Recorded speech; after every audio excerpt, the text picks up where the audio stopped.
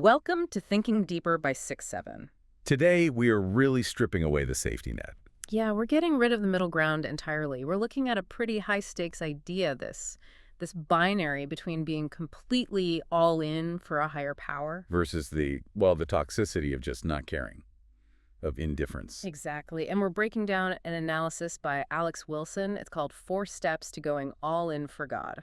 And he uses this ancient text from Revelation to argue that being lukewarm or undecided is actually way more dangerous than being completely cold. Or even atheistic, which is a fascinating angle. It really is. That's the core tension, isn't it? We think of the middle as safe, balanced. It's reasonable. But this source says that in this one specific context, spiritual commitment, the middle is just poison. And he lays out this whole framework: wake, take, shake, and cake. I know, it sounds a little bit like a nursery rhyme. It does, but the implications are pretty intense. The whole argument is that your indecision is like a biological hazard. So we're going to unpack that. We'll look at the historical geography behind this whole lukewarm idea. And then walk through those 4 rhyming steps to see what the proposed escape route is. But before we dive into, of all things, the ancient plumbing of the Roman Empire. Which, yes, that is the key to this whole thing, believe it or not. Before we do that, I just have a quick favor to ask. Go for it. If you like my channel, please subscribe and press the like button. It really does help us keep these deep dives coming. All right, so the geography of indecision. Let's do it. To get why this source calls indifference toxic, you have to look at the letter it's analyzing. It's written to a group of people in a city called Laodicea. And most people have probably heard the famous line from this, right? You are neither hot nor cold. It's everywhere. And we usually interpret hot as being, on fire for God, super passionate. Emotional, ecstatic, all that. Mm. And cold means you hate God. You're an atheist. You're rebellious. Right. And the assumption is that God loves the passionate people. And he can maybe, begrudgingly tolerate the rebels because at least they have an opinion. At least they care enough to fight back. But he hates the boring, middle-of-the-road folks. Exactly. But Wilson's argument is that that interpretation is completely wrong. It's not a personality test. Not at all. It's about the city's water supply in what is now Turkey. This is where the history just completely reframes the whole idea. It really does. Yeah. So the source breaks down the location. Laodicea was this wealthy banking hub, like a Wall Street of the ancient world. But it had one massive, fatal flaw. It didn't have its own water. It was stuck between 2 other really important cities. Okay, so set the scene. What were its neighbors like? Well, on one side you had Hierapolis, and Hierapolis was famous for its hot springs.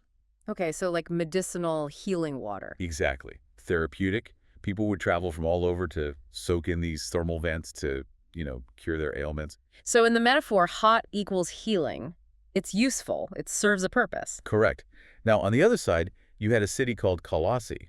Colossae was up near the mountains, and it was famous for its cold springs. Ah, so refreshing, crisp, clean drinking water. The kind you want after a hard day's work. So hot is healing, cold is refreshing. Both are good. Both are positive.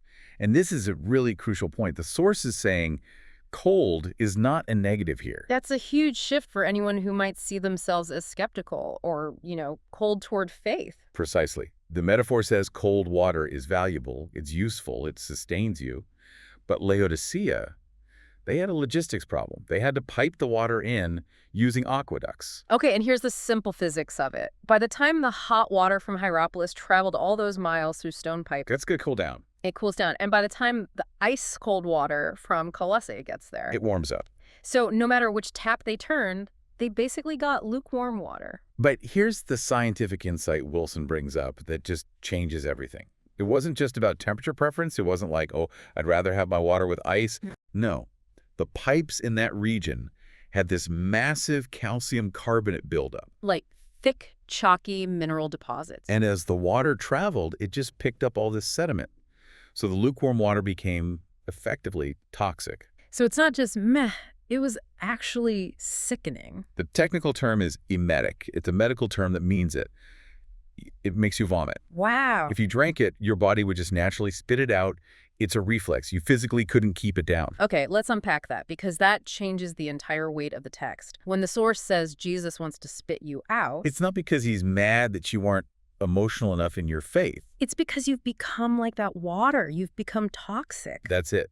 The source argues that lukewarm faith is toxic because it's a mixture. You're trying to pipe in the world and pipe in God at the same time. So the definition of toxic faith, according to Wilson, is trying to serve the world, money, and God all at once. And you get this concoction that just makes the spirit sick. That is such a powerful image. It completely reframes being on the fence. Yeah. We think of fence sitting as safe, right? You're neutral, keeping your options open. But this argues that fence sitting is actually a state of pollution. You're mixing things that just shouldn't be mixed. And think about the utility argument. Hot water heals, cold water refreshes. But lukewarm, calcium-filled water, it's useless. It's good for nothing. Harsh, but the logic tracks. If you're all in, you're useful. If you're all out, totally cold, well, at least you're honest. You're a refining splash of reality. But the middle ground is a deception. And that deception leads right into the solution that the source proposes. Right, because if you realize you're serving toxic water, you need a new source. Or a filter. So Wilson breaks it down into that mnemonic device we mentioned: wake, take, shake, and cake. I do love a good rhyme scheme. It makes it easy to remember. So let's start with step 1, wake. This seems to be about the mindset in Laodicea. It is. The text actually quotes them saying, "I am rich, I have prospered, I need nothing." And they were, right. It was a banking city. They had a famous medical school. They made luxury clothing. So they looked in the mirror and they saw success. They thought, I'm a good person, I pay my taxes, I've got my life together. It's the illusion of self-sufficiency. And the source says this is a slumber. They think they're awake, but the text hits them with this brutal reality check. It says they're actually wretched, poor, blind, and naked. Which is quite the contrast. Yeah, it's like the emperor's new clothes. You think you're wearing a tuxedo, but spiritually, you're in rags. So waking, in this context, is that realization of your own spiritual poverty. It's breaking the illusion. But it mentions they were comparing themselves to their neighbors. Well, I'm not as bad as that guy down the street. Which is what we all do, right? It's a standard metric. I didn't rob a bank today, so I'm doing pretty good. That's the lullaby of the lukewarm. But waking is realizing that compared to the divine standard absolute perfection, you're bankrupt. You have zero spiritual currency. So it's like waking up from a dream where you thought you won the lottery, but you're actually overdrawn at the bank. It's a moment of panic, a necessary panic. Because you can't be helped if you don't think you need help. And that need leads us straight to step 2, which is take. Okay, so the logic flows. I wake up, realize I'm spiritually broke. Now I need resources. And the source points to the verse, "Buy from me gold refined by fire." Right, and buy white garments so you can be clothed. Wilson defines taking as this act of trust. It's transactional, but in a spiritual way. He uses a shopping analogy that I thought was really helpful because taking righteousness can sound so abstract. Yeah, he makes it simple. Imagine you go to a store because you need a tool. You Yeah. find it, you pay for it, and then you take it with you. You don't just leave it on the shelf. You take possession of it because you believe it's going to solve your problem. So the gold and the white clothes are the solution to the poverty and nakedness from step 1. Exactly. Wilson's point is that since we are spiritually naked, we have to take righteousness from an outside source. We can't make it ourselves. You can't sew your own parachute after you've jumped out of the plane. Right. You have to take the one that's offered to you. So if wake is admitting I can't fix myself, Then take is actively accepting the fix. I'm taking this because I don't have my own. it's the move from realization to action. And that's a perfect segue because the next steps get way more relational. We've had the realization, the transaction. Now comes the interaction. Step 3, shake. This is based on maybe one of the most famous verses in the entire Bible. Revelation 3.20. Behold, I stand at the door and knock. Yeah, I think almost everyone has seen that painting of Jesus knocking on a door with no outside handle. It's iconic. But Wilson focuses on what the person inside has to do. And he describes it as literally opening the door and shaking hands. He paints a really specific picture. It's about eye contact. It's about welcoming someone into your space. And this is where that lukewarm problem pops up again. The source argues that so many people just leave Jesus on the front step. They might acknowledge he's there, maybe shout hello through the door. Thanks for stopping by, or, I go to church on Christmas, isn't that enough? I acknowledge you exist, now please stay on the porch. Exactly. But they never actually open the door, shake his hand, and invite him inside the house. And the house is a metaphor for their actual life. Their decisions, their money, their relationships, all the secret stuff.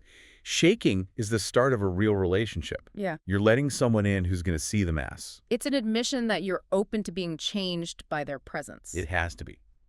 Which leads to the final step. Because once they're in, you don't just stand in the hallway. You go to the dining room. And that's step 4, cake. Cake. And this is my favorite part of the analysis because it makes the whole thing so human. The text says, I will come in and dine with him and he with me. And Wilson emphasizes that dining is intimacy.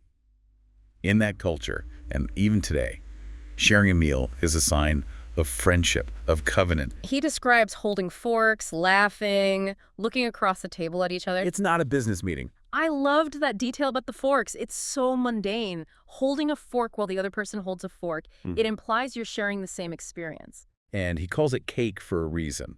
He points out that the invitation isn't just for a first course or a quick snack. He wants to get all the way to dessert. He wants the whole evening. The source calls it the evening of eternity. The idea is that this isn't some 15-minute visit to check a spiritual box. It's a lingering multi-course meal. It implies you aren't rushing the divine out the door so you can get back to your real life. The meal is the real life. That's a huge shift. For many, spirituality is like an errand. You do it to get it done. This suggests it's the main event. It's the destination, not the pit stop. So, to recap the flow, you wake up to your need, you take the resources you don't have, you shake hands to welcome the guest in, and you have cake to deepen that intimacy for the long haul. That's the framework. But it leaves the big question, so what? Why is the alternative, being lukewarm, so bad that it gets you spit out? Right, let's get to the logic of all in, because the source pivots here to explain why it's so offensive. It's not just some arbitrary rule. And this is where we circle back to the hot and cold metaphor.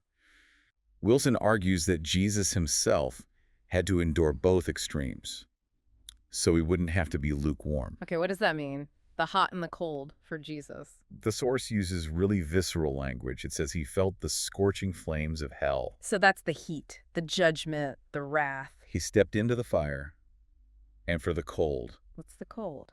on the cross, he felt the cold shoulder from the Father. Whoa, that's a heavy image. It's about that theological idea of separation, that for a moment the connection was severed. He experienced that freezing isolation of being cut off from the divine. So the argument is that he was completely submersed in those extremes. He went all in. Exactly. And the source suggests that looking at that sacrifice, is what gives you the power to do the 4 steps. That's a critical distinction because usually people hear be more committed and they try to just muscle through it. I'm going to try harder. I'm going to force myself to eat the cake. And it doesn't work. It leads to burnout. But Wilson says, the more you look at Jesus' life, the more it gives you the power to wake up, to take, to shake, and to cake. So the motivation isn't guilt, it's a response. Yes. Yeah. You see someone go to those extremes for you, and your natural reaction is to open the door. You can't be meh about someone who walked through fire and ice for you. It really brings the whole thing full circle. We start with the plumbing in Laodicea and this idea of toxicity from mixing. And we end with this idea of total immersion. It's a journey from a clogged pipe to a banquet table. And it really reframes indecision. In our world, we value keeping our options open. We hedge our bets. We love the middle ground. It feels smart. But this worldview says no. In this one area, hedging is the worst bet you can make. It says indecision is worse than rejection. The text implies he'd rather you be cold. At least cold is an honest, defined position. An atheist has a stance. A believer has a stance. The lukewarm person is lying to themselves. And that's the danger. If you're cold, you know you need warmth. If you're lukewarm, you think you're fine. It's the illusion of safety that makes it so dangerous. And that challenges everyone listening to really figure out where they're standing. Are you at the table eating cake? Or are you on the porch shouting through a locked door? That is a haunting question. And it connects to so many areas of life, not just theology. Partial commitment usually leads to a toxic outcome. You can't half marry someone. Rarely ends well. You can't half quit an addiction. Definitely doesn't work. And according to this source, you can't go half in for God. It's all or nothing, not because of a demand, but because the mixture itself is poisonous. Simple chemistry. Impurities ruin the sample. I mean, we've covered a lot of ground, from Roman pipes to a shared meal. I'll never hear the word lukewarm the same way again. It's not just a temperature anymore. It's a biological hazard. For real, I will never look at room temperature water the same way. I might just stitch iced coffee from now on. Good call. But seriously, this really forces you to examine where you might just be coasting. It does. And if we take that core logic seriously, that lukewarm is toxicity caused by mixing two opposing things, it raises a bigger question. What's that? Well, if lukewarm is the toxic result of mixing hot and cold, in what other areas of your life is fence-sitting creating a toxic environment? Maybe it's your career versus your family, or your comfort versus your growth. Where is that creating a calcium buildup that's choking out your potential? That's the real kicker. It's not just about religion, it's about integrity. Exactly. And maybe most importantly, what is the door in your life that you are currently leaving unanswered? Who or what is knocking that you're too afraid to let inside? That is definitely something to chew on. Or, I guess I should say, something to eat cake over. There it is. Thank you all for listening to Thinking Deeper by 6-7. We hope this gave you some clarity on the cost and the reward of real commitment. Absolutely. Thanks for joining us. See you in the next deep dive.